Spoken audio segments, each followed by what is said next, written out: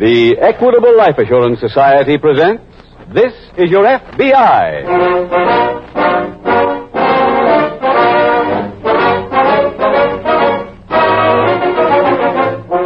This is Your F.B.I., the official broadcast from the files of the Federal Bureau of Investigation.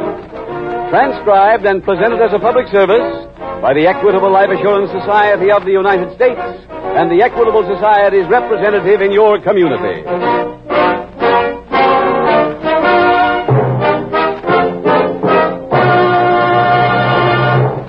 Now I should like to introduce a representative of our sponsor, the Equitable Life Assurance Society of the United States. Your future is his business. Security in years to come for you, your home, and your family.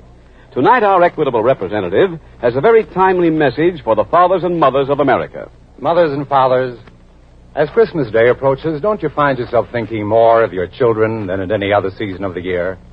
The Christmas season is their season. That's why I think you'll be particularly interested tonight when Mr. Keating tells you in approximately 14 minutes about the Equitable Society's famous fact-finding chart for fathers and mothers. The facts this chart brings to light are vital to the future happiness of your family. Remember, it's the fact-finding chart for fathers and mothers prepared by the Equitable Life Assurance Society of the United States.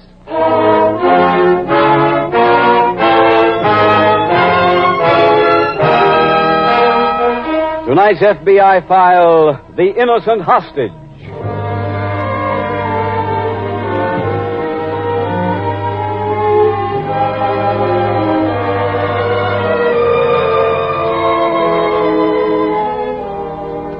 This year, now almost completely written into the pages of history, saw a number of new records established. There were, for instance, more automobiles made and sold than in any previous year of our history. The number of people gainfully employed in a single period hit an all-time high. Those are concrete accomplishments of which we may all be proud, for they represent unmistakable advance. However, this past year, which saw the Identification Division of the Federal Bureau of Investigation celebrate its 25th anniversary, also saw it handle more fingerprint arrest records than in any previous 12-month period. A great number of the people represented by those cards were convicted and sentenced to pay for their crime by serving time in prison. The majority of those prison terms was less than 5 years, which meant that the convicted person regained his freedom still young enough to be active. He could then proceed to lead a decent life, or he could return to his criminal career. The choice was his, and his alone. Of the arrest records handled this year by your FBI, the percentage of those with previous records was more than 50%. That suggests a discouraging number of repeaters, suggests that perhaps the job of rehabilitation attempted in prison was a failure. But there are others who served their time and who then put crime behind them.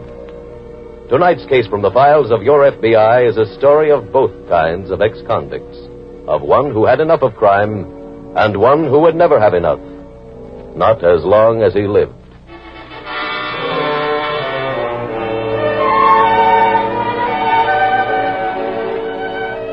Tonight's file opens in a large movie theater. The last show has just ended and the house lights are on. The blank screen pours forth a babble of canned music as the audience moves toward the lobby. Here, let me help you with that coat, Marion. Thanks. Good picture. Yes. Can I have my handkerchief back now? Oh, I'm sorry. Here. I'm going to bring an extra one next time. Won't need one next week. Bob Hope. You'll cry anyway. Larry, it's not a good picture if you don't cry. You tell me one thing. What? How can you cry and eat popcorn at the same time? Silly. Want to stop for some coffee? Better not. It's almost 12 now. Okay. I'll see you in the lobby. Where are you going? Powder my nose. Oh. I won't be long. Okay. Keep walking. Huh? It's a gun in my pocket.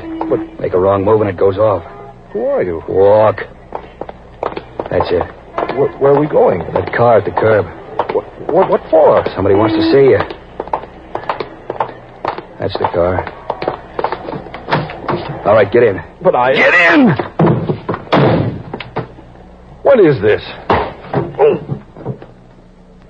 All right, Smitty, let's get out of here.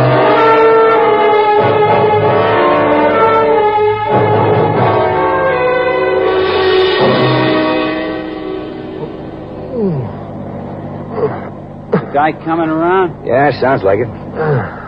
Maybe you ought to tap him out again. I can handle him. What happened? Easy. Hey, what am I doing? Take it easy, pal. Huh? Just sit back and enjoy the ride. Oh, I remember. You're the one... guy with the gun, that's right. What's this all about? Frankie wants to see you. Frankie? Frankie Gordon? Mm-hmm. Oh, look. He's wasting his time. I told him yesterday that I couldn't help him on the store job. I work at that store. I have a legitimate job. I live a legitimate life. We already took the store. What? We did the job tonight. Oh. Well, then why should Frankie want to see me? There was trouble. Trouble with cops. Frankie's brother got shot bad. He figures you're the one who tipped the cops. Oh, that's a lie. Tell that to him. Shall I take the river road, Floyd? Yeah, okay. Can I have a cigarette? Sure. Got some right in here. Hey, Smitty, jump!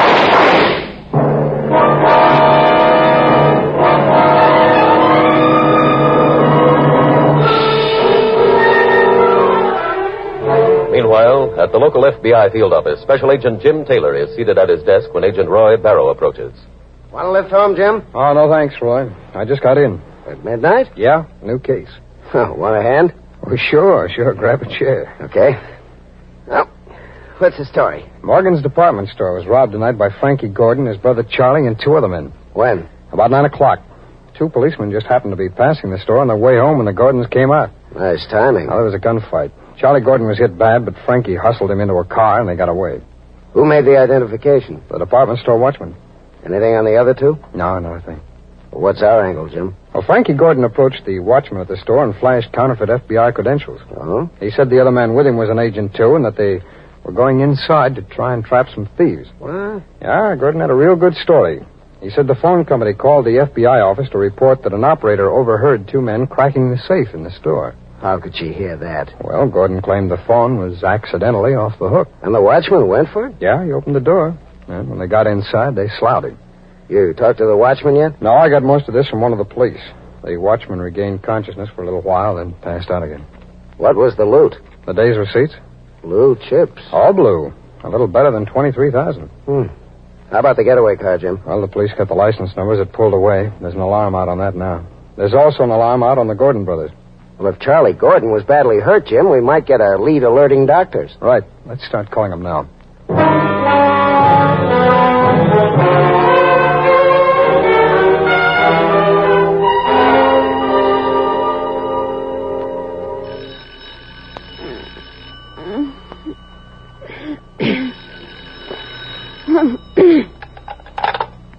Hello? Hello, Marion. Larry. Larry? Yes. What happened to you? Looked all over the lobby. When I got home here, I Marion, called... listen. I'm in trouble. What do you mean? I can't explain over the phone. Look, I want you to do me a favor. First thing in the morning, go to my apartment and get my clothes. Pack them and bring them to me. Larry, what's wrong? I can't tell you now, Marion. Where are you? I'm at the Hotel Central. Where's that? It's First Avenue near the railroad tracks. I'm in room 51. Room 51. Larry, I'll go to your place now if you want me to. No, it can wait. I'll see you in the morning.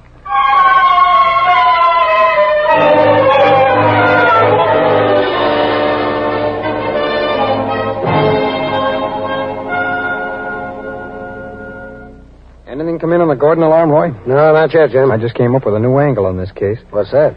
I think it was a 5-man job, not 4. But the watchman said I know. He only saw 4 men. But I've just been to the store. And? And I went up to look at the safe. It hadn't been cracked. Well, that doesn't mean too much, Jim. While you were out, I've been going over Charlie Gordon's record. He's opened safes before without using anything but his hands. That takes time, Roy. And the Gordons were not inside that long. Your theory is it's an inside job. Could have been. I showed pictures of both Charlie and Frankie Gordon to all the clerks who work in or near the cashier's cage. 2 of them recognized him. Positive identification? That's right. They said they saw him in the store yesterday talking to somebody named Larry Webster. Who's he? An employee there. Did you talk to Webster? No, he didn't show up for work this morning. So I got his home address from the store and I went over there. He was gone. The superintendent took me up to his apartment, but it was empty. Not only that, the bed hadn't been slept in. The store tell you anything about this, Webster? Yeah, but nothing that helps. He'd been with them 9 years, worked his way up from shipping clerk, well-liked and thought of as a valuable employee. All of which proves you can never tell who'll commit the next crime. Yeah. Did you send out an alarm on Webster? I called it in. Look, Roy, I'm going over to the hospital and see if I can have a talk with that watchman. When I finish, I'll see you back here.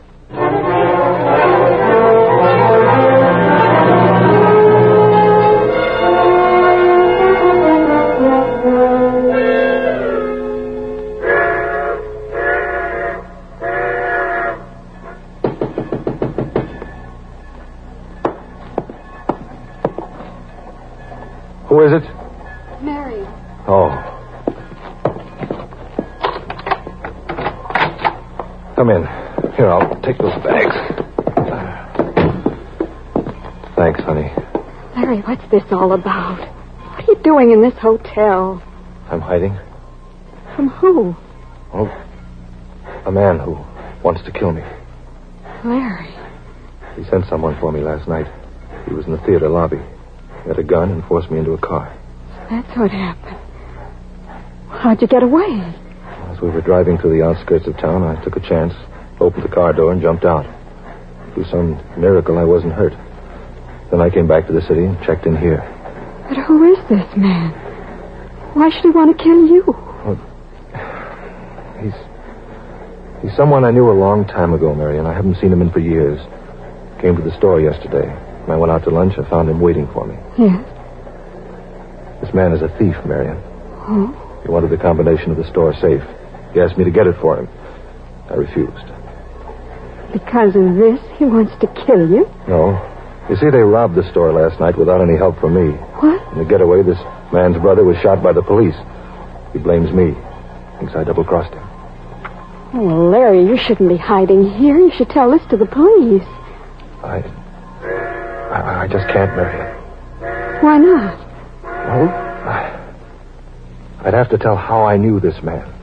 I'd have to say what gave him the right to ask me to help him rob the store. You see, I'm wanted by the police myself. You? It happened down south when I was a kid. I thought then it was smart to drink and gamble, even smart to carry a gun. One night with this man and his brother, I held up a gas station. They got $13. Oh, Larry. They were all caught, sentenced to 5 years in a chain gang. Served a year of that sentence. Then, well, chance came to escape. We took it. I still owe the law 4 big years. Larry, how old were you then? 17. And you've played it straight since? All the way. Honest, Marion. I believe you. Larry, I think you should still go to the police. What? Tell them the whole story. What you are now should be the thing that counts. Marion, if they were to send me back to It'd prison... still be better than this. Please, Larry. Believe me, it's the only way. All right. I'll do it. Thanks, darling. Marion. If you like, I'll go with you. I want you to. Come on, honey. All right, step back inside.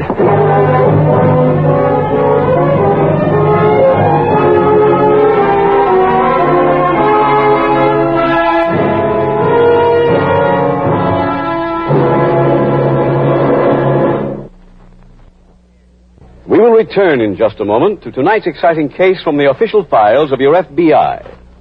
Now we're going to take time out for a few moments to talk to a man who looks as if he didn't know the meaning of the word worry. Is that correct, Warren? Wrong, Mr. Keating. I used to worry and worry plenty. But that was before my Equitable Society representative brought me that fact-finding chart for fathers and mothers. And just what was it you'd worry about before you got this fact-finding chart? I guess it's a worry that few fathers of families escape. I've been watching my kids playing or sitting at the dinner table, and suddenly the thought would hit me. What happens to them if I die unexpectedly? How much money would my wife need to keep the family together? Warren, not one father in 50 knows the answer to that second question. And that's the beauty of this fact-finding chart for fathers and mothers. 10 minutes after you sit down with it, you know exactly how much money your family would need to maintain a decent standard of living without you. In other words, you've got a sound and reliable basis for figuring up what the minimum expense would be until the youngest child finishes high school. What's more, this equitable chart is simplicity itself. Every step is made as plain as day by easy-to-understand pictures. Mr. Keating, my wife and I really enjoyed filling it in. And boy, what a relief when we finally got the final figure and our equitable man showed us how easily the whole problem could be solved. Would you mind telling us how much you paid for this fact-finding chart, Warren? Pay? Why, it didn't cost a cent. Yes, this chart is just one of many services available from the Equitable Life Assurance Society. It costs you nothing and does not obligate you in any way.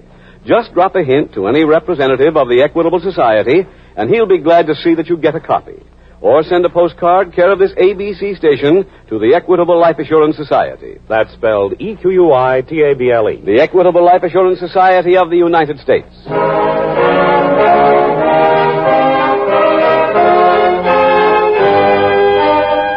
And now back to the FBI file, The Innocent Hostage.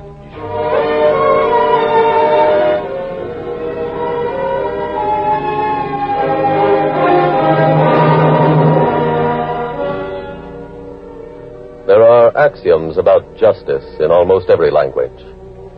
Axioms which attribute almost every known characteristic to the lady with the blindfold on her eyes and the scales in her hand.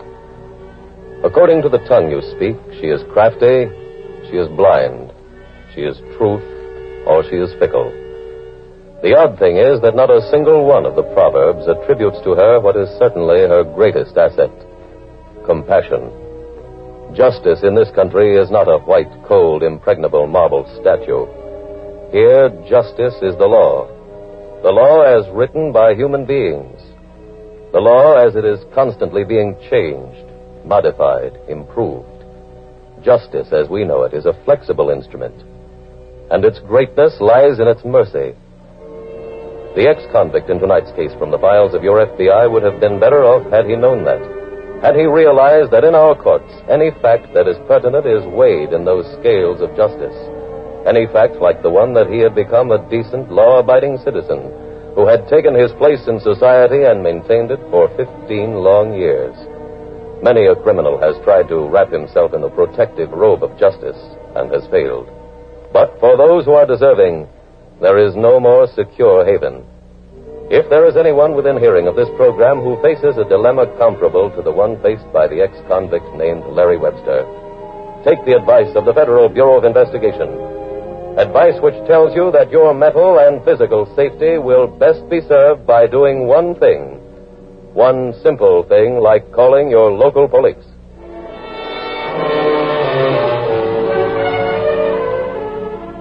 Tonight's file continues at the FBI field office. Jim, we had some action while you were out. On the alarms? On one of them. Police found the car that was used in the robbery last night. Oh, where? In the park. There's blood on the floor in the back. Probably Charlie Gordon. Lab's checking on that now. No, how? Well, it seems Charlie Gordon was injured once before in a getaway, and the police took his blood type. Oh, I see. Let me see it. I have it here. Yeah, type ABMNRH negative.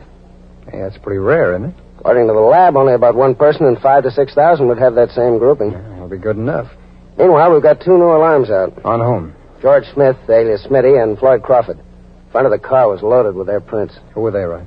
Police are sending up local records on both of them, and I teletyped Washington to see if they could give us anything.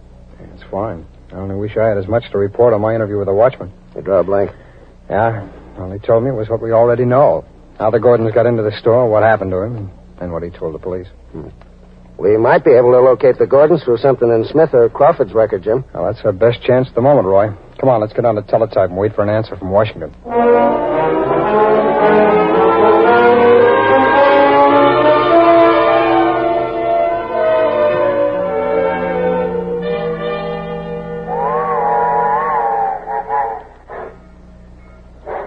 What time is it, Webster? 12:30. Big Frankie should be calling back. Hey, where you going? I thought I'd get the young lady some water. Sit down. But Look, if you jump out of the car, you'll jump out a window. Now, sit down. Oh, why can't you let us out of here? He didn't tell the police about the robbery. He's already told you that. Telling me don't mean a thing. He's got to see Big Frankie. I'll get it. And just remember, both of you, I got this gun. Hello? Lloyd, Yeah, Frankie. you called me. Yeah, I found Webster again. How? I hung outside his joint. A dame came in. Came out again carrying a keister, so I tailed her here. Where's here? Central Hotel, 1st Avenue. What room number? 51. How's Charlie? He died. Huh? When? Half an hour ago. So hold Webster. I'll be over to even the score.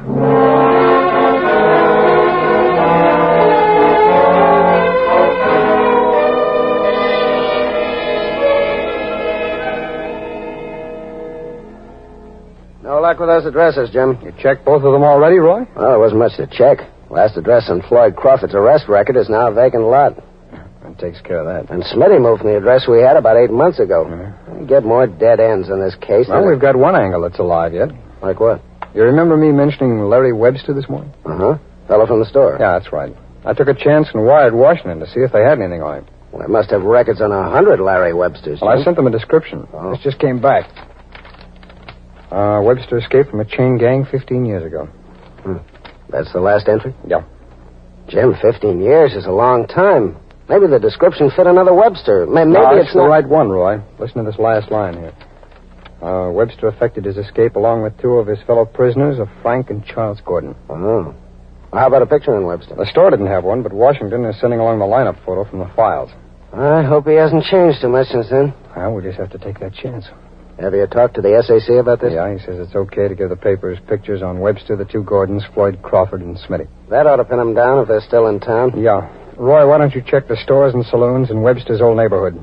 Okay, Jim. While you're doing that, I'm going to try and breathe some life into a lead on Frankie Gordon.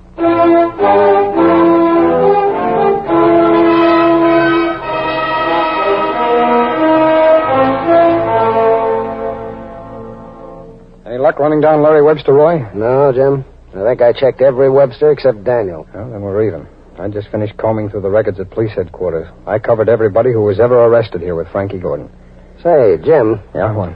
Well, if Webster or Gordon was here 10 years ago, they'd have registered for the draft. Now, I checked that angle on the way back here, Roy. Oh. I also checked the railroad station. I checked the air terminal and the 2 bus stations. Maybe they're using a magic carpet. I'll get it, Roy. Okay.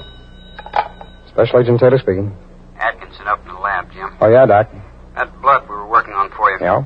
It's type ABMNRH negative. Yeah, that means it's Charlie Gordon. Almost certainly, Jim. And the blood agglutination test showed something else about Gordon. Oh, what's that, Doc? He was pretty sick before he stopped that bullet. Hmm? He's got a disease called psittacosis. That's caused by... Yeah, I'm familiar with the disease, Doc. Anything else show up? No. Okay. Thanks very much, Doc. Come on, Roy. Where? The file room. Let's get some pictures of Charlie Gordon. We might have that lead we've been looking for.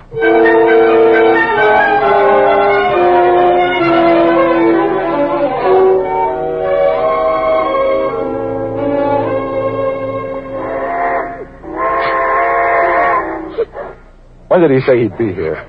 Big Frankie? Yeah. Getting anxious? I just want to get it over with. I think he'll take care of that for you. Could you let up a little on the crying lady? Leave her alone. Look at that old friend. Just stay quiet, both of you. Who is it? Me, Frankie. Oh.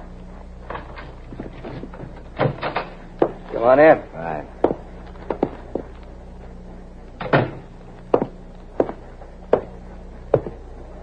Sorry to keep you waiting, Webster. I'm sure you are. Who's the dame? That's the one I followed here. Oh, yeah. What do you want with me? Didn't Floyd tell you? You told me you thought I double-crossed you, but it's not true. I don't believe you. I didn't expect you would. It's true. I know it is. Shut up. He had nothing to do with what happened. Shut up, I said. Why, you... Take it easy. Larry, don't. Shall I finish him, Frankie? No. It's going to be my pleasure. See, Webster, my brother Charlie got shot in the getaway last night. He died this afternoon. No matter what you say, I know you hung it on him. No. So now I'm paying you back for it. He has a gun. There we are. Huh? Got them both covered, Roy. Take his gun. All right. You're from the police? Special agents of the F.B.I. We're taking you all down to headquarters.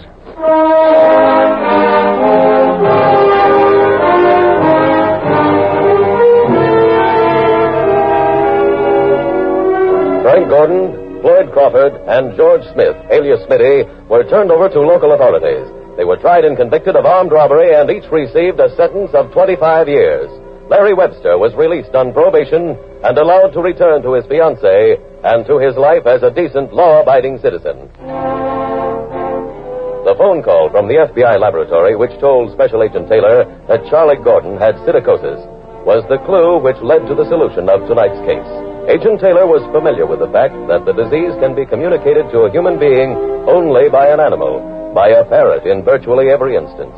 He and Agent Barrow, therefore, took pictures of Charlie Gordon and visited every pet shop in the city. At one, they were informed that Gordon had recently bought a parrot which he had asked the shop to deliver.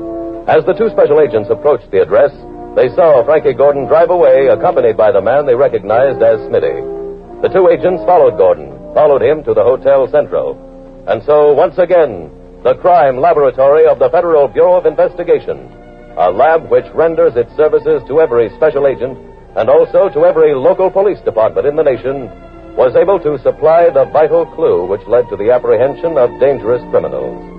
An even more important result in tonight's case, of course, was the fact that the lives of two innocent people were saved.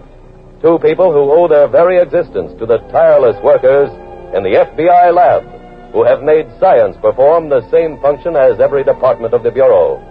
The function of protecting the lives and property of you, the American people.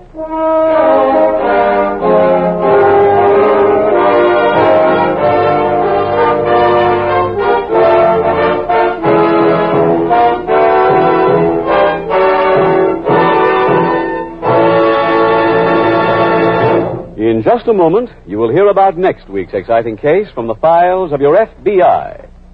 But first, a few words from our Equitable Society representative on the fact-finding chart for fathers and mothers. Mr. Keating, right now, I figure that a lot of fathers and mothers are sort of on the fence about sending for the fact-finding chart.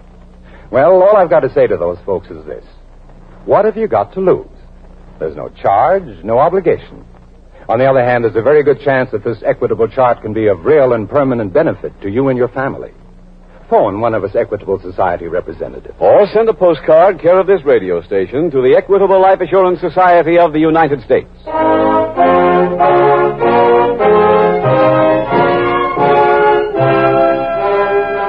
Next week, we will dramatize another case from the files of the Federal Bureau of Investigation. The story of a special agent's search for Santa Claus. Its subject, the Christmas season. Its title, The Return of St. Nick. The incidents used in tonight's Equitable Life Assurance Society's broadcast are adapted from the files of the Federal Bureau of Investigation. However, all names used are fictitious, and any similarity thereof to the names of persons living or dead is accidental. Tonight's program was transcribed, and the music was composed and conducted by Frederick Steiner. The author was Jerry D. Lewis. Your narrator was William Woodson, and Special Agent Taylor was played by Stacy Harris. Others in the cast were Ed Begley, Tom Brown, Sam Edwards, Herb Ellis, Charles Maxwell, and Peggy Weber. This Is Your FBI is a Jerry Devine production. This is Larry Keating speaking for the Equitable Life Assurance Society of the United States and the Equitable Society's representative in your community, and inviting you to tune in again next week at this same time when the Equitable Life Assurance Society will bring you another thrilling story from the files of the Federal Bureau of Investigation. The Return of St. Nick on This Is Your FBI. This is ABC, the American Broadcasting Company.